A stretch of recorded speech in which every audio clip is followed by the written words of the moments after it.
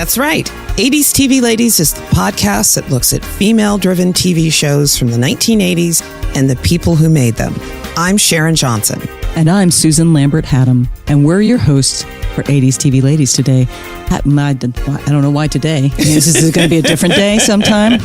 Well, sometime. We were yesterday, maybe but we're Melissa. not tomorrow. But today we are. Today we are. We're going to just keep going. Happy November, everyone. I am wishing you a very good day. Stay hopeful, keep going, keep lifting your voices out there. As Michelle Obama says, no country can ever truly flourish if it stifles the potential of its women and deprives itself of the contributions of half its citizens. So onward, let's celebrate and investigate some very cool women today.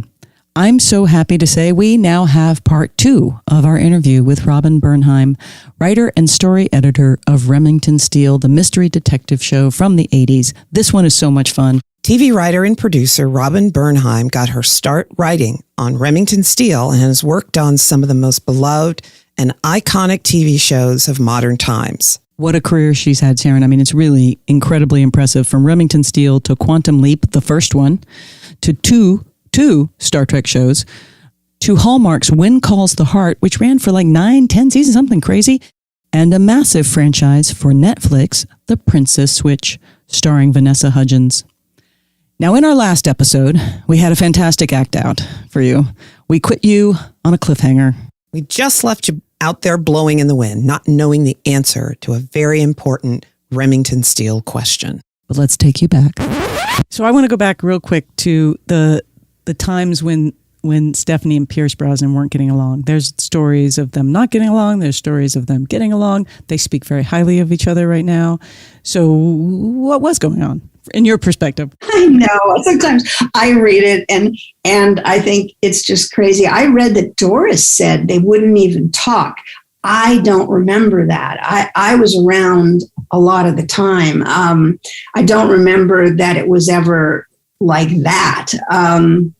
There were times where they didn't get along, that they weren't happy. You know what? It was really over the script. A lot of the times it was how the scripts were balanced, who got to drive the car in round numbers.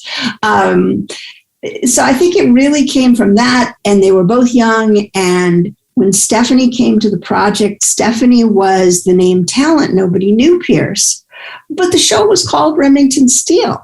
So Pierce naturally was going to be the star. And so I don't even think that the problems, I know Stephanie's, from Stephanie's perspective more than I can speak to Pierce's, obviously, because I spent time with Stephanie. Pierce, by the way, was always lovely to me. In those days, Stephanie and I called each other Boo. We still do. It was before Boo was a thing, that was our nickname for each other. So I have memories of Pierce on the set coming up to me and going, hello, Boo, so I only have positive memories of Pierce.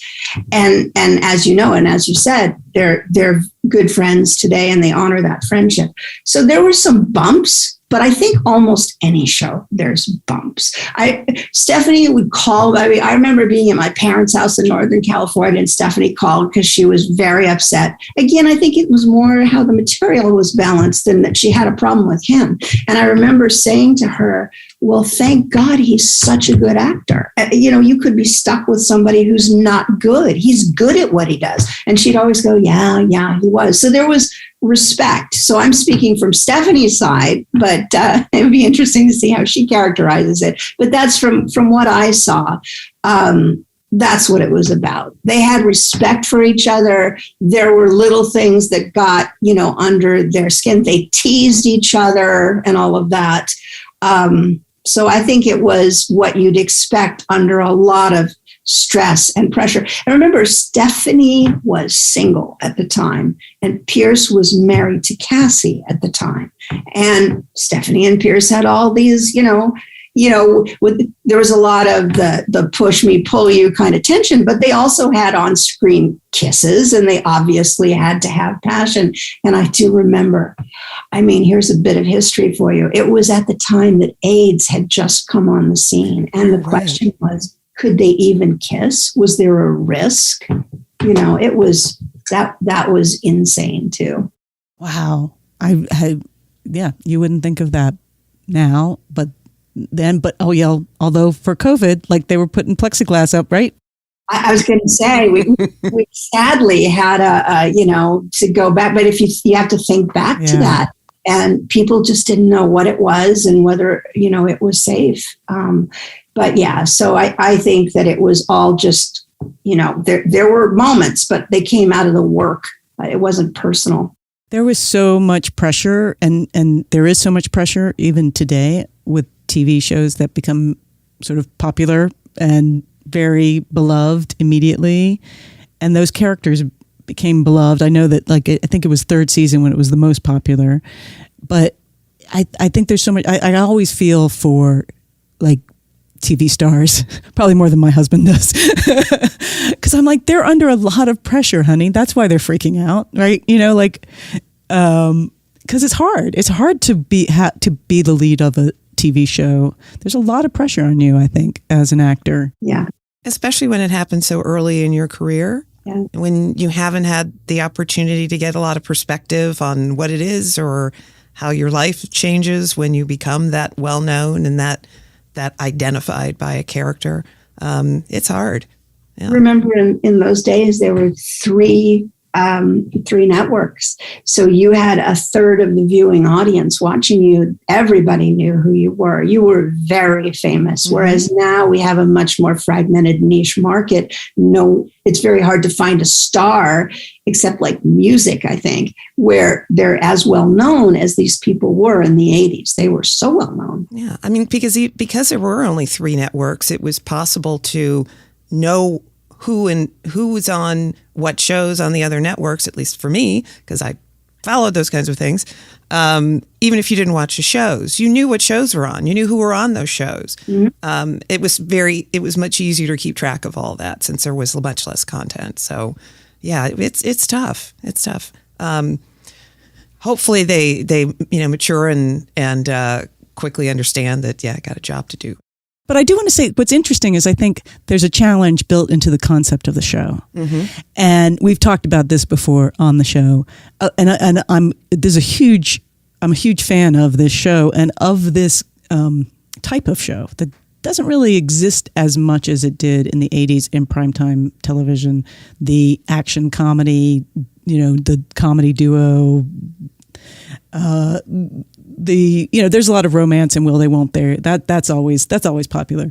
But this show was so interesting in that the saga cell of the show is her running a detective agency, wanting to do a career that is very male oriented and finds a solution to her problem of getting hired and does it. And that could be a show on its own. And in theory, according to the things, it was the original concept for the show, was just her with a pretend, Remington Steele doing these capers. And then they're like, well, maybe that's not enough for a show because everything has to be extra clever in television. So then they add this extra clever beat, which is he shows up. But what's interesting is it then changes the dynamics of the show. So we often question whether these shows are feminist or not feminist, looking back at them now. And so my question for you is, was Remington Steele a feminist show? And by feminist, here's how would you define feminist? I'm curious. Oh, that's a tough question. And I don't want to give you a glib answer. I think that's probably, there's a whole treatise that could be done on what feminism is and feminism of the 80s. But I think you have to look at it through the lens of the 80s and what was possible. Even when I listened to how you tell the story it was about a woman who just makes up a male boss, and then the executives, the powers that be, decided would be fun to actually see that guy. Well, that in and of itself, I am certain, though I wasn't in the room, came from, at the time, they didn't believe a woman could carry a show. I mean, Dr. Quinn came up after that, but that that was like the first, I think. There were very few single female lead shows, because in my working career, it was Xena Warrior Princess was groundbreaking, because it was an action hero who was a woman who didn't need a man. So I think Remington Steele was about as feminist as you could get at that time. And you guys are students of this, so please correct me if I'm wrong, but I'm thinking of Moonlighting and Heart to Heart. Those were the big shows that had women in them. Hill Street Blues had some female characters, but it was, I mean, Laura Holt being a woman who's so capable but held down by society. So she has to invent a boss because they'll never credit her.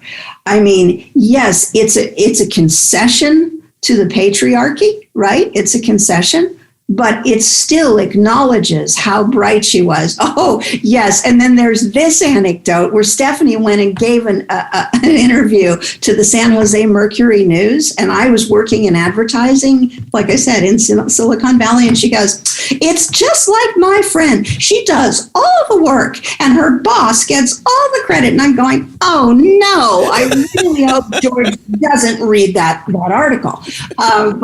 But anyway, so I'd say yes, for its time, for its day, absolutely. And her character, it just was so important to see a woman who was more talented than a man, who was better at the job than the man was. So I say yes, it was groundbreaking. I think it was really important. I feel it's definitely feminist for a variety of reasons, for all the reasons you mentioned, but also because to me, feminism is about women being able to make the choices, to have the opportunity to choose how they want to live their lives. And Laura Holt made a decision. This is what she wanted to do, and also was very much the decision maker in the relationship with Remington Steele. She decided that she didn't want to have a romantic relationship with him because she didn't trust him, because she didn't know enough about him. And she was very clear about that. In fact, in the first season, one of the very first episodes that aired, they have a very adult conversation about this. And it's something that I don't think I've heard in a similar way in a television show, even in the last 10 years in the television that I watch. And for it to happen in 1983, 84 is remarkable. Mm-hmm. And to me says all I need to know about whether or not this show is feminist. So, and what's interesting too, because it touches on issues we have today, is that speech most likely was written by a man. Didn't have to be a woman to have written the speech, which then gets into, we get into all sorts of problems with as writers or as performers, that you have to be the person that you're writing for. And while I honor, having authentic voices, well, first of all, my question is, which one of us has actually flown on a spaceship? So it shouldn't really matter that you have to do it or have to have lived it. But I would not want to be limited. I wouldn't want anyone to say to me, you can't write for an a male lead, a male action hero, because I have. And my success at it seems to testify to the fact that I write it as well as a man does. So I think part of being a feminist is also acknowledging when there's a guy that spoke the message that we wanted spoken, as well as I could have written it. So I think that's important to acknowledge that Michael Gleason wasn't only Remington Steele, he was also Laura Holt. And writers like John Sackmar and Carrie Lenhart and John Worth and all the people and Jeff Melvoin who were there were capturing that voice pretty well. I mean, Stephanie would have her moments where she'd, need to have them change something, but for the most part, they did very well. Well, and I think so on the DVD special features where you're interviewed and Stephanie's interviewed, and Michael Gleason, and they talk about how much Stephanie helped create that Laura Holt character, and they talk about the fedora and how much she got what the show was doing and where the tone of the show lived, and so that was great to sort of hear them credit a young female actor who, like, potentially they could have said, we did it all. Like, they gave her credit. And it's so interesting that they did create this really iconic character. They wrote beautiful stuff for that character. And yet they also, and there's a commentary that's still staying with me, where they're like, they're watching it. Robert Butler and Michael Gleason are watching, I think, the pilot, or what became the pilot. And they're like, this show's a little bit about identity, We didn't realize it was about identity. Like, he comes in and then she sort of like disappears a little bit. And you're like, really? Like, you didn't even know what you were writing? It's the whole concept of the show. But I think there's times where, as a creator, you're just trying to be clever and you're trying to be different. I think at the time there was a lot of like, we're going to twist this for 80s television, right? Mm-hmm. And so we're going to put a woman there. And yet I think they did that character with way more interesting layers than they even intended. But I think a lot of that was Stephanie. But it was them giving Stephanie the room to help build the layers of those characters to be and stay true to that character. And I do, in some of the interviews I've read from that time, she's talking about going into the second season, like, this, I had to fight for my character to stay vital, because it's so easy for it to become Remington Steele's story and not Laura and Remington Steele and her driving the cases and her driving the story. So that's, for me, the show flip-flops a little bit, as it did, where it is both feminist and then not feminist, because who is driving the story is, to me, the female, what I consider feminist for the 80s. Is it female driven, and are those stories female driven? Feminism as its whole is a lot more complicated, but I think for my purposes in this podcast, as we're looking at these shows, is this show female driven? Is what I'm sort of most interested in, just because those were the shows that I was like, I kind of leaned in on and went, I could do that. I identify with that on some level. You're making me remember an interesting moment when Stephanie got a script. I think it was John Worth's script. And in it, Laura Holt had posed for some, let's say, boudoir photography, but she was naked. And I remember she and I had, probably a very intellectual discussion at that, in the 80s about that. I just watched on Amazon, there's a thing on Hugh Hefner and Playboy, which was I had to binge the whole thing in a day because it was history, but I had lived the history, so I never studied the history. So it was fascinating to me. So anyway, this was the 80s, and she had posed for these naked pictures. And Stephanie and I had a discussion about it, and she felt strongly, as did I, that objectifies women and that was just sensational. So let's just say they weren't too happy to get that phone call, because she did defend the character, and she felt that wouldn't be something that Laura Holt would have done. So I think that what they did, because the script was finished, was the backstory was her face had been photoshopped onto the pictures. But these were the things that meant something at the time. These were the issues of the day in terms of feminist issues. And so, yes, her thoughts definitely had an impact on what you saw on the screen. That's so funny that you bring up the Hugh Hefner thing, because we actually spoke with Martha Smith from Scarecrow Mrs. King, who was a Playboy model and worked with Hugh Hefner and had, unlike that, the women in that documentary, in that series, she had a very good experience. It helped launch her career, and she talked about that. But she also was coming from a different place, and she acknowledges, like, my experience is not everybody else's experience. But it was interesting in light of this women being photographed nude, which was seen in a different light in the 80s, seen in a different light in the 70s, seen in a different light now, and what that means. And we still don't know what it means, right? Right. It just is interesting to me as a professional woman in the 80s. not, I mean, I knew, in fact, I grew up not too far from where that Playboy Mansion is.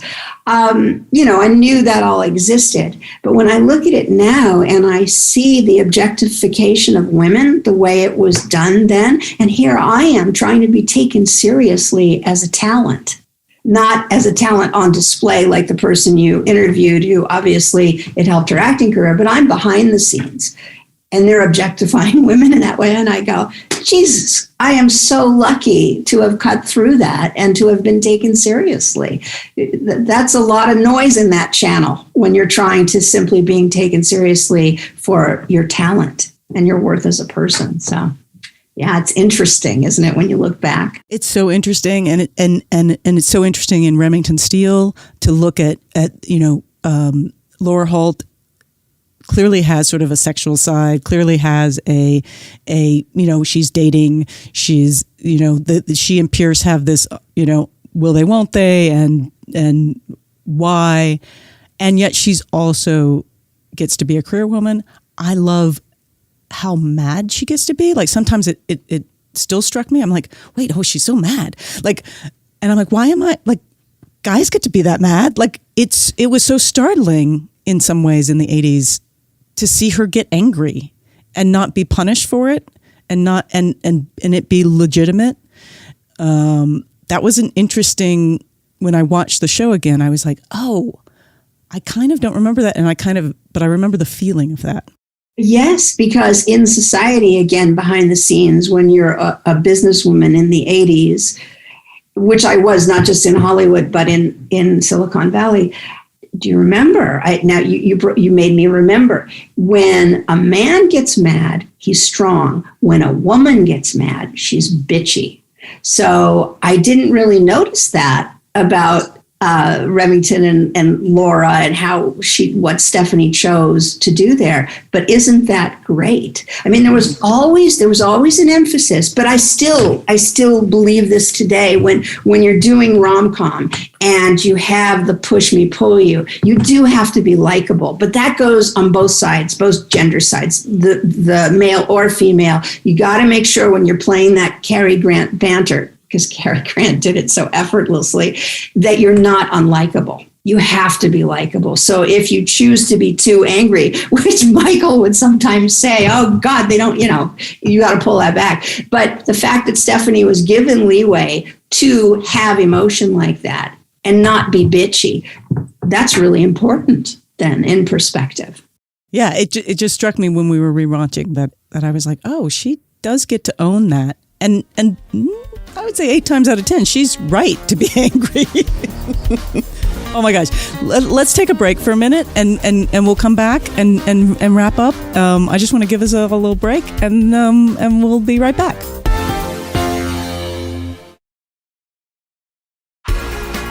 We're back. And we just kept talking over the break, as you do. What break? Because we were talking. All right. So Melissa, our producer, worked on Voyager and Next Generation. I did Voyager and Enterprise. Thank you, Enterprise. First, so many Star Treks. So Voyager and Enterprise, and Robin worked on Voyager and Next Generation. Yeah. But I know Scott from Quantum Leap. So we were talking about Scott Bakula while we were on break. We were talking about the objectification of men. Yes, it was quite easy to objectify Mr. Bakula. A triple threat, which not too many people realize. He's an actor, before singer, Quantum Leap, dancer. Or maybe about the time of Quantum Leap, I saw him in a theater in Hollywood, one of those 99-seat theaters. Equity Waiver, yeah. Yeah, that he did a musical. Mm-hmm. God help, I can never remember the name of it, but it was like based on a film noir kind of thing, but it was a comedy and a musical, and he was fantastic. Yep. Oh my gosh. Triple threat. Yeah. Oh my gosh. Yeah. He's amazing. He's great. Always been one of my favorites. I saw Tom Schneider before Dukes of Hazzard in the Atlanta Children's Theater production of Wizard of Oz. He was the Scarecrow, and it was the greatest thing I'd ever seen in my life. Mm-hmm. My sister was in the show as a munchkin. She said, "Follow the yellow brick road," in a little munchkin voice. She was very cute and adorable.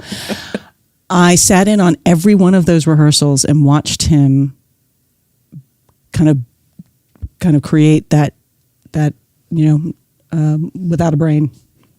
If I only had a brain, thank you. Mm-hmm. But it was also like it was watching a star do something. Wow. And I was like in love with him. I was very young. But I think it's one of the reasons I really fell in love with theater, because I remember that moment of sitting in rehearsal after rehearsal after rehearsal, doing my homework and reading my books, but watching them put the show together from basically the director's position, because I was, sitting one row over. Anyway, so there's a sidebar. Well, it makes me think when Stephanie did The Tempest, she did The Tempest with Anthony Hopkins, of all people. Wow. As the keeper. And I was in graduate school, the graduate school my parents made me go to. And I would go with her to keep her company, because the drive in rush hour out there from the valley is terrible. So I go keep her company, and I do my homework in the dressing room and listen to The Tempest with Stephanie and Anthony Hopkins on the speaker. So that was my treat. That's amazing. I love that. Watch the show go together. I love that. All of our backstage stuff. All the backstage stuff. I produced a show called Bend in the Road. I'm going to do a little shout out for Bend in the Road, the Anne of Green Gables musical. And we would sell out. We did it at the small theater, the Pasadena Playhouse, Carrie Hamilton, and we would sell out. So I would sit, I loved watching it, but I would sit in the lobby and listen to it. And it was a whole other experience. It was just such a beautiful show. My friends wrote it. Oh, and speaking of Scott Bakula and backstage stuff, when Scott started on Quantum Leap, just the sweetest guy in the world, when they'd call cut and they'd go to set up the next scene, Scott would take the gaffer's tape and mark the stage. I mean, he was just man on the job, just, pitching in and just no attitude at all, just was happy to be there. How did you get on Quantum Leap? Like, how did that, tell us about Quantum Leap now, because I'm a nerd. Oh, Quantum Leap, I believe I pitched. So I'm trying to think, how did I get on staff? I pitched, I wrote one, I pitched and they bought the idea, but I didn't write it. But then I was brought on staff because I was over at Universal. I was doing a show called Over My Dead Body with Edward Woodward. So I was brought, I know what it was. Don Bellisario had a show called Tequila and Benetti with Jack Scalia and a talking dog. Oh my God. I wrote for the talking dog. And Don, the interesting person, I don't know how many interviews you've done with people talking about Don Bellisario, but Don is such an interesting character, and I owe so much to Don. And Don was very much about giving women a chance. And I went from the talking dog to Quantum Leap, being the only woman on staff because they let a woman go, and the other woman was they were divorcing the wife he was divorcing at the time. So that wasn't too comfortable.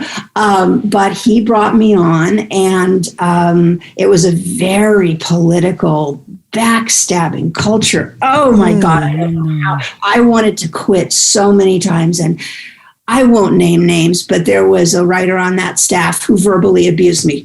There would be an action. But these were the days of Anita Hill.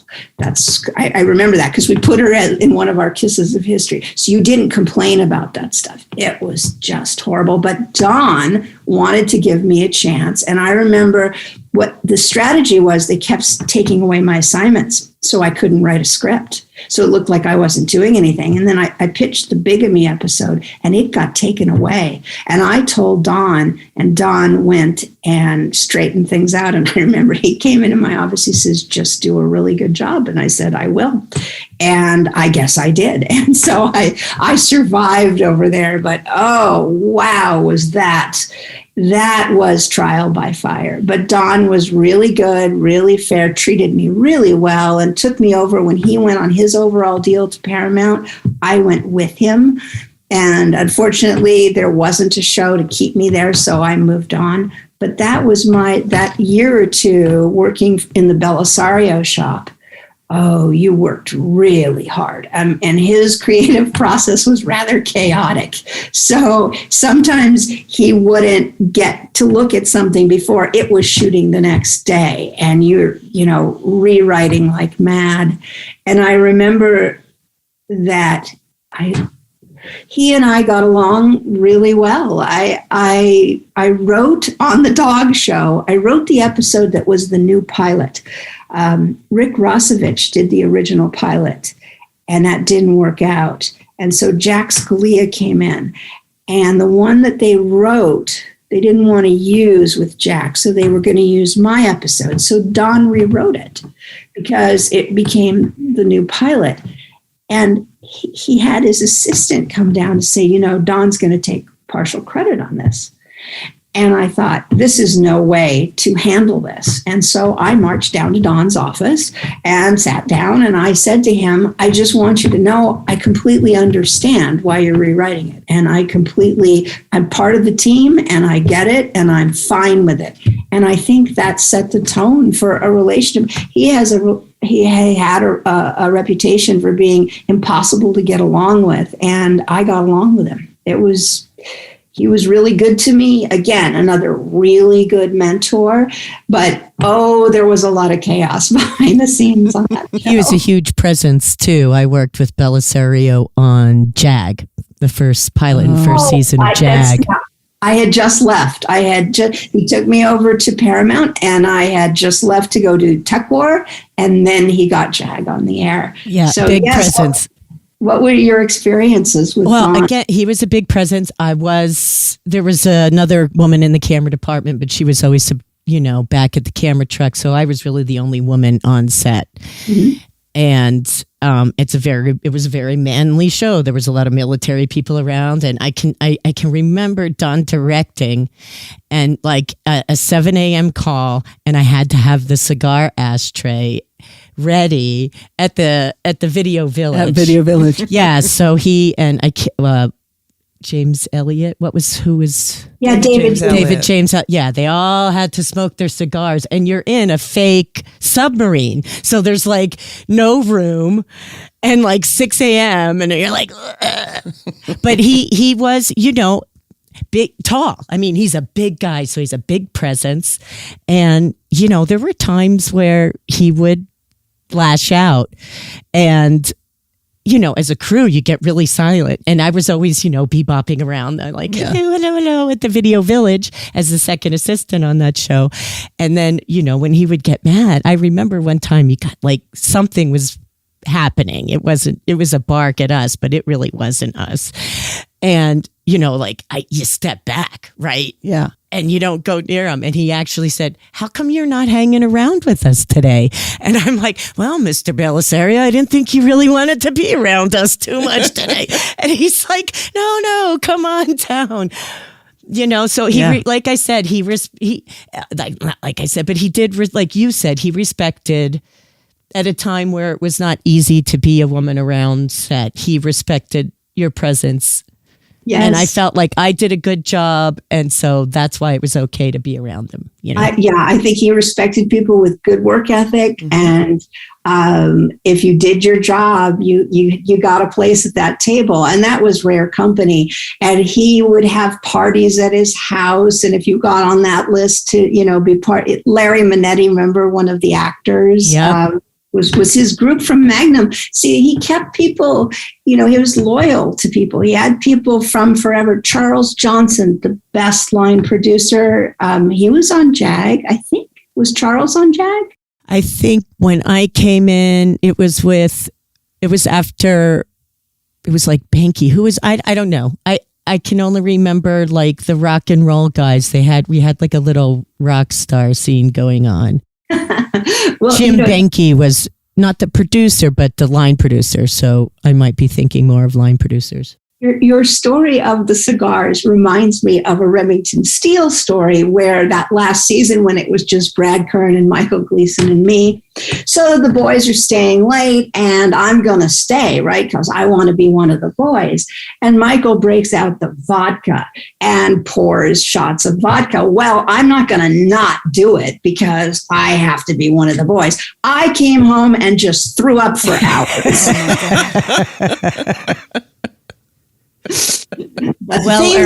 Well earned. But yes, Don was definitely larger than life personality and just a really imaginative guy and brilliant. And I remember walking across the Universal lot because I had to talk to Don and things would get left to the last minute.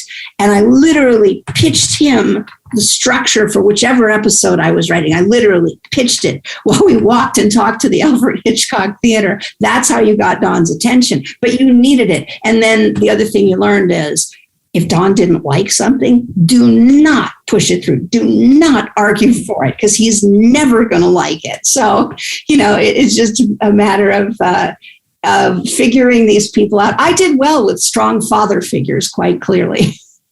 So I got the pleasure of working with some really great people. That's for sure. And he was one of them, like Michael. But yeah, those were interesting times. Those were such great scripts to write because you got to write something totally different every week, different setup. And that's where I first worked with Brooke Shields because she did the one where she's stranded on the island. It was our version of Castaway, Washed Away, whatever that movie was called, where she's stranded on the island with Scott. So I got to work with Brooke there. And then I used Brooke in When Calls the Heart. When I was showrunner on When Calls the Heart, Brooke did a small arc on that. And I have a movie in development right now with her at Netflix. So nice. I'd love to see Brooks on screen again. Yes. Yeah. He did Castle for Christmas, for Netflix last Christmas.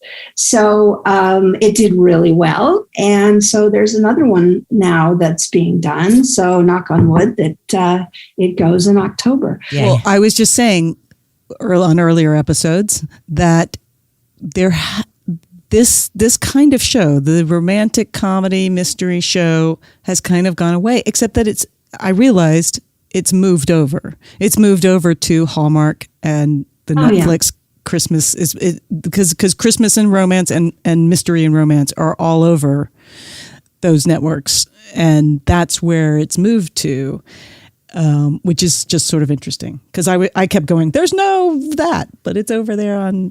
Well, I think part of it is because you can't really justify will they, won't they, can't they, don't they, as much because they would. Yes, true.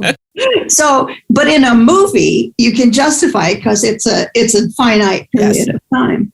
Yeah, it took a lot. There was a lot of like, okay, we're going to break apart. Like, there's a lot of fake breaking them apart in some ways and keeping them together. Yes, the old Sam and Diane from Cheers, which was iconic for that. Yes. Mm-hmm. And on Hallmark, they simply don't have sex. We joke that they don't even have genitals. So. Bunch of Ken dolls. That's what they are. So we stay way away from that. We have a little more leeway in the wholesome rom-coms at Netflix. But at Hallmark, no, we don't want to go there. We didn't go there. And there's an audience for it, and they love it. It's one of the most loyal audiences is When Calls the Heart. They have a huge Twitter following, just huge. It is huge. I think romance for everybody. Romance for everybody. Everybody loves a little romance. Yeah. And again, another strong female show. It's about a woman who becomes a teacher on the frontier. So that's another thing I love to write for those strong women characters. I do too. Oh, fans. Oh, so let's talk about the fans. This show, Remington Steele, beloved, still beloved to this day. People who have never watched the show have heard the name of the show, and a huge amount of fan fiction for these shows and for this show in particular. What do you think that is? What do you think it is that sort of has kept this show resonating for 40 years, almost 40 years? That's interesting because I've worked on other shows that are so huge, for fan stuff and fan fiction like Star Trek and Quantum Leap. I mean, it's hard to beat that. And then the period pieces. See, so to me, Remington doesn't quite fall in that category. But what I would say is it's just such a unique concept. And again, having this wonderful female character who is as good as her male superior, she has to invent him. I think it's just such a positive statement. So many, when I've gotten letters or people have written to me about, Remington Steele, it's usually about the feminist aspect of it. It's usually that Laura Holt is such a role model. So there's that. And then you have to also look over on the other side of the equation that Pierce was so very charming, and Pierce went on to become James Bond. So I think to be able to watch early Pierce Brosnan is great. He doesn't talk about it as much. I guess it's so long ago, but you get to see before he was Bond. So I think between what Stephanie did and the fact historically you get to see Pierce pre-Bond, that's a pretty interesting show, don't you think? I do. And I did not nod that you worked on Star Trek, 2 Star Treks, and which are arguably the biggest fan fiction shows. It's amazing. People know the shows much better than I do. They'll quote from the show. There was, though, a fan. Again, you talk about fan loyalty. There's a fan on When Calls the Heart. I paraphrased I think it's Martin Luther King originally, that bad things happen when good people do nothing. A woman got it tattooed on her arm. Wow. So that's fans following a show. That's fans following a show. There you go.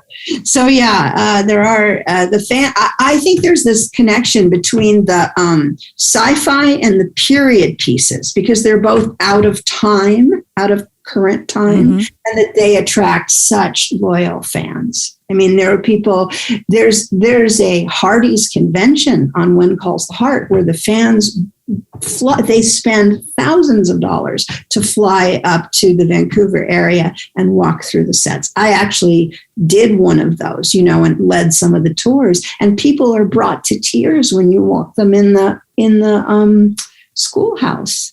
So there are those moments that, as fluffy as what we do is, and we're not curing cancer, where you realize that you are doing something really pretty magical for people because you're taking them out of their reality and you're giving them something to believe in, or at the very least, you're simply distracting them from something that perhaps isn't the happiest time of their life, or you're inspiring them. But whatever it is, you go to those conventions and it's pretty incredible. You realize how powerful the medium is. Yeah. The medium is. So we can't keep talking forever because why not? This is fun. It's super fun. Well, next time we're going to have some coffee, do it in real life. So we'll have to have it back. And we can talk about women in cat suits. Yes. And how many cat suits the women in Star Trek had to wear before they got to wear less cat suit uniforms. Something much more comfortable. And, yes. Oh, goodness. Cat suits are. All right. But I want to talk about how, because you've been writing television for a long time. Yes. And it's changed how television gets made. I mean, you were writing in the days of going and pitching a show, and maybe there was a staff, but it was usually a pretty baby staff, from what I understand. Mm-hmm. And now, for many shows, you have a staff. And maybe not for everybody. I know with Star Trek, you still pitch shows. How has it changed for you? Yeah, I don't know about the new ones. I mean, there's such proliferation in the Star Trek universe. I don't have enough fingers and toes to count, so I haven't kept up. But Star Trek did have an open door policy at the time to pitch. So we did take outside pitches. When I started, it was part of the profession that you would make the rounds at the beginning of a season and go in and pitch your wares to these various shows. And they'd buy an episode here, they'd buy an episode there. That's not the way it's done anymore. It's the staff. The staff writes all the episodes, which is good. I mean, again, I can argue it both ways, and having run a staff, when you're arcing, which we are a lot these days, is we arc the story over the whole season. And it makes sense to do that in-house, kind of. But I did like when we take outside pitches, because you get ideas that you just didn't think of. And even if they weren't right, it would spark your brain to think of other ideas. But it's one of the reasons I've gone into 2 hours, and I'm really enjoying 2 hours, because it reminds me of the old days, and you're not doing it all the time. You're moving from project to project, and you're creating original stuff. So that's kind of why I left When Calls the Heart. I did it for 3 seasons, and I felt I had learned all that I could, being a showrunner there. And I started to write these movies, and they remind me of the days where you would go and you'd pitch an idea, and it keeps you on your game. I mean, you have to be good. You can't sit back and just go, yeah, I'm going to write episode 5 and I'm going to write episode 9. No, it's all up to you, so you have to go in and pitch. And Princess Switch, which we did for Netflix, and there were 3 of them. That was a spec script. That was the company that I did When Calls the Heart for. When I said I didn't want to come back and do another season, the head of the company, Brad Cravoy, said, well, then you're going to write a 2-hour for me. And we were out to lunch, and I went to the bathroom, and I came back, and I said, because he said he could always sell, a royal story. And I said, well, what about Prince and the Pauper? But we do it, again, with women. And he said, great idea, I can sell that. And so I wrote that. He paid me, but he had not set it up. And then they read it at Netflix and they bought it. So that's like the old days of episodic pitching. So you could find it in 2 hours now, but not on series. Not on series. Well, and okay, so 3 came out last November. Yes, it did. Okay. Very, very successful. Is there a 4th coming? Can you talk about if there's a 4th coming? It's not on the boards right now. I'd say never, but it is huge for Vanessa to do a movie like that in terms of the effort that it takes. If you think about, she is playing in this last 2, she plays 3 characters. So she's in almost every scene, and it's major wardrobe and hair change, major. And then in the scenes where the 3 characters appear together, she has to do those scenes again and again and again, and she's acting off of the doubles that we have. So it's such a huge technical acting job. I think she needs a break. And then it's a question of what idea would we want to do? I mean, we deliberately sidestepped having everybody have a baby in the 3rd, because it's, they fall in love, they get married, they have a baby. And I said I didn't want to write it, and I don't think she wanted to play it.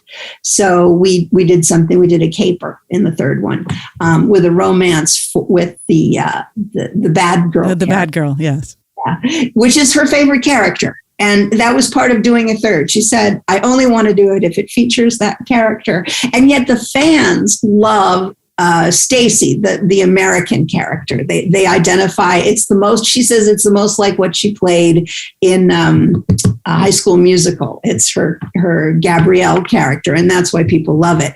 But she loves playing the bad girl. So I think we're going to give it a rest at least, and then we'll see. It's wonderful because now Netflix has a franchise and an IP, and they can do with it whatever they want. They own it, and they're new to the game. They're not Disney, so now they've got a property. They can do whatever they want with it. So that's good. Well, I'm just saying, I think Vanessa Hudgens needs a musical after Tick Tick Boom, like of her own.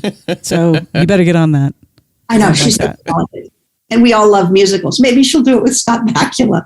Okay, there it is. It's pitched. We just want a little nod. This is happening. You're writing it. We just need a little shout out on 80s TV Ladies. We don't need anything else. That is fantastic. Well, so what is next for you? What are you working on? Well, I have a movie right now. We're waiting to see what's going to happen with it over at Paramount Awesomeness Nickelodeon, which I wrote with Marlise Boland, who's been a friend of mine for decades. And Marlise actually was the first Latina Miss California, runner-up to Miss America. So she has some interesting stories to tell. But anyway, we collaborated on this one, and so we want to see what happens there. And then I've got the movie with Brooke Shields. It's supposed to go in October, and I'm writing one more now, and we'll see what happens. But yeah, it's 2-hour movies for me right now. I'm having a blast. That is fantastic. Okay. Do you have another question, Sharon? Because I think we got to go to 3 questions. I'm good, but I mean, for now, you know, because we wrap up with 3 questions. We're going to have you back on. We're going to have you and Stephanie back on if we can, if you'll come back and join us again, because there's clearly a lot more conversation to be had. But yes, I said we wouldn't keep you for all day. All right. So I think you've already answered one of these 3 questions, at least. What's the 80s ladies TV show or regular 80s TV show that resonated with you back in the day, other than Remington Steele? Oh, because I was going to say, I just so lived and breathed it. And I'm probably forgetting ones. I mean, I'm going to forget probably important ones. But I loved Moonlighting. I mean, I don't know if it's so close to Remington, but that's Glenn Gordon Kern, who, of course, worked for Michael on Remington before he created Moonlighting. But I loved Sybil Shepherd and Bruce Willis. We all knew he was going to be a big star from the get-go. You know, so I love that. I'm trying to think of the comedies of the days, but I can't remember them. So Golden Girls, It's a Living, Murphy Brown. Oh, yes. Oh, yes. Brilliant show. Candice Bergen loved Murphy Brown. Scott Bakula was on Murphy Brown. Scott Bakula was on Murphy Brown. He was like her boyfriend for a little while. Yes. It's such a small world, 6 degrees of separation. But I loved her character. I so associated with her character, identified with her character, with never getting an assistant that worked out, having an assistant every week. Yeah, that was a brilliant show. That was a brilliant show. Okay, and then what current TV shows, ladies-driven TV shows, if possible, but they don't have to be? What are you watching? Oh, well, you know, now you catch things on reruns and stuff. I binge watched Silicon Valley because I worked there. So I binge watched it and I loved it. I've watched it so many times. I think it's so funny. The Good Place, I think, is just so clever. I love that. And of course, because of the action, adventure, fantasy stuff, the Umbrella Academy. Got hooked on that. There's so much to watch. If you have any recommendations, please tell me, because you don't know, too. There's so many outlets. The Great, you know, the one about Catherine the Great. Have you seen that on Hulu? I've seen of it. I haven't seen it yet. Oh, it's good. I think it's good. There really is too much TV. I know. To watch all the things that I want to watch, let alone trying to keep up on the things that I am watching. It's a great problem to have, I suppose. No, and documentaries. You can watch documentaries all day and learn all sorts of things. There's so many brilliant documentaries out. It's really something that streaming has, I think, helped. And I appreciate clearly they do well and audiences love them, but it's nice to see documentaries. Yes. And also the other thing streamers do well is they bring these other shows back. Like I didn't watch Gilmore Girls when it was originally on, and now I watched the whole thing and I love that show. So yeah, there's such richness out there. You know, there's just always something to watch. Have you seen The Marvelous Mrs. Maisel on Prime Video? I can't get into it.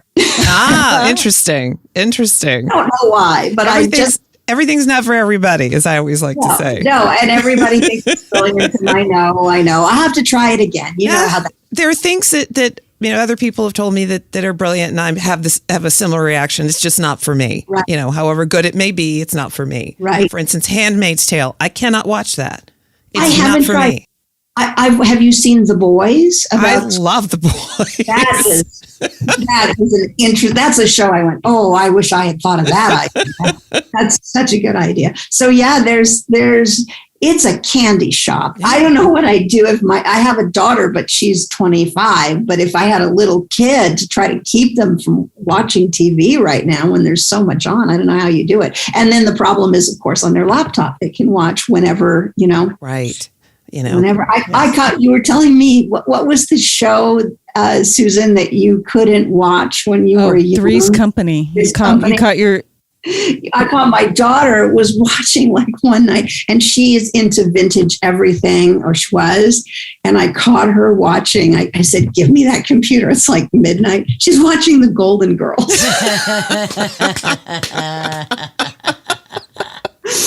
That show is great. We are going to cover that show on the podcast eventually, and at least the pilot holds up because I took a look at the pilot. And you can ask. Stephanie worked with Rue, and Stephanie worked with Betty, so you should ask her about I will. She's worked with everybody. It's so impressive when you were like, oh my God, she worked with Jimmy Stewart, she worked with Charlton Heston, she worked with Ed Asner. She's worked with an awful lot of amazing actors. And the Steeles with her dad were really sweet. Yes, I did. The episodes with her dad were really wonderful. He was a wonderful guy. He just was such a gentleman. When we were kids, he'd pull up. So he'd drop her off at our house because she'd come over for whatever they call them, play dates now. But her father would pull up in the 1935 Bentley, just this gorgeous antique car. He was just he was bigger than life, nice man. That is amazing. I think you answered this about 4 times, but our last 3 questions is, what's the most sort of television moment, action hero moment that you've experienced in real life? And you answered it. I did? Like 3 times. Really? Because you talked about you and Stephanie being on the set together. You talked about the time when you were, right at the top of the show. We've talked about so much.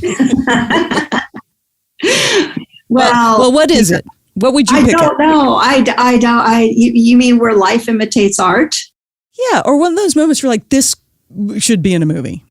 Oh, I don't know. I don't know. I know one of the biggest moments. I actually got on an airplane during COVID this year. My husband and I flew to New York to actually see the billboard for Princess Switch 3, because it was so surreal that something that I wrote that I thought up in the bathroom, to pitch to my boss, had a billboard on Times Square. I had to go see it. That's fantastic. So that was one of the surreal moments. Not exactly what you asked, but that was one of the moments. It was the other airplane moment that you told us about. Oh yeah, that was I was like, oh, she's answering the television moment, the like moment where you're like, wait, my life, I'm not doing what I want to do because that's a terrifying experience. It is, but it changed my life. And here I am talking to you lovely people and all these years later, and so grateful for what I did and grateful for your interest in the shows that I worked on. And I'm just so blessed to be a part of all of them. Thank you so much for coming on and sharing your like wonderful stories and your spirit. And I'm just really thrilled that I got to meet you, at least through Zoom and radio or podcasting. It's just been fantastic to have you on the show. You've been amazing, and hearing about your life and your experiences has just been so wonderful this morning. Thank you so much. Well, thank you for having me. I so enjoyed talking, and we have to get our cup of coffee and just have girls' coffee and talk about the things we can't talk about on the podcast. I would love that. Let's do it. Yes, please. I love it. Oh my God. It's so great. I hope we get to see you again over coffee and have you back on the show. Lovely to meet all 3 of you. So much fun to catch up on these stories. Have fun with Stephanie. This is going to be funny to see how many of our stories overlap. I can't wait. It's going to be like Match Game or what is it? Dating game, Newlywed Game. Newlywed Game. But yeah, lovely. Thank you so much. Now I have to go work. Okay. Go work. Thank you. Have a good one. Right like the wind. Bye. For our audiography today, I want to shout out the fans of this show, and especially the fans who have written and love fan fiction. For fan fiction, for both this and pretty much any other TV show you want, you can go to fanfiction.net or the website archiveofourown.org. Archiveofourown.org. That's where you can find fan fiction for almost any television show that's ever existed. The book I would like to recommend is a book that is not easy to track down. It is the only book that I know that was written and published about Remington Steele. I had to get my copy from Germany. It is called Steele Loved After All These Years, a Remington Steele retrospective written by Judith A. Moose. And she's also written about silver spoons. So, I don't know. I think she might be a genius. We want to shout out some of our very own 80s TV Ladies fans, including Marie Kay, who wrote to us through the website. She says, most of the show's writers, especially in the early seasons, were men. And while they did a great job constructing a dynamic, real heroine, I've always wondered if the show would have built a different character had the writing been shaped by a woman instead.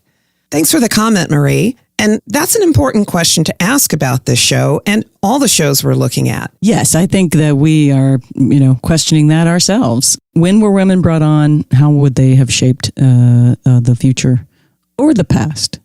So Jessica B. from our Facebook page had this really wonderful comment on the power of this show, and I think in some ways the TV shows from the 80s and TV shows in general. She says, there's power in beauty, sweetness, escapism, and aspirational storytelling. In a society deeply saturated with realism, grit, and agenda-driven content, Remington Steele stands out as a reminder that constant dark and sardonic isn't so real. Remington Steele is a flavor of TV many have forgotten, never experienced, or simply find too odd to understand today.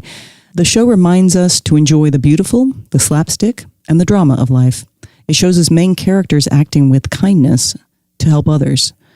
For that, Remington Steele stands as a good show that makes audiences think and want to take on some adventures of their own. That's such a great. I thought it was such a, and there's more to that comment. I had to truncate it because otherwise she has her own podcast. But otherwise, that was a really lovely comment, Jessa. Thank you. And an over-the-pond shout-out to Busy Lizzie 1605 for giving us 5 stars on Apple Podcast. And our first international review. She says, great host, cool guests. That's us. Yee. The yee part is us. Lots of interesting conversation and a dash of nostalgia. It's a great cocktail. As a UK listener, I'm not familiar with some of the shows, but I'm learning as I listen. If you want a snapshot of 80s sociology and attitudes, this is it. Loads of fun stuff, too. Well, thank you, Busy Lizzie, for reaching out to us from way over across the pond. We hope you continue to enjoy and continue to listen and continue to check out some of the shows that we're going to be talking about. Thank you. Top of the morning to you. I'm trying to be my UK. I think I'm going to have to practice to get a UK accent going. This is the problem of not being performers and running a podcast. Find out more about us on the website 80stvladies.com. That's 80stvladies.com. Let us know if you're liking this podcast. Giving us a shout out on Twitter, Facebook, Instagram, etc. really helps a lot. We hope you'll join us for the next episode where we continue our exploration of Remington Steele, and we have an incredible interview with the amazing actress Stephanie Zimbalist, who created the character of Laura Holt. Please send us your questions for Stephanie. We want to hear from you. Send us all your questions. What show should we cover? What actresses? Who should we get on the show? We hope 80s TV Ladies brings you joy and laughter and lots of fabulous new and old shows to watch, all of which will lead us forward toward being amazing ladies of the 21st century. See you next time, Sharon. Bye.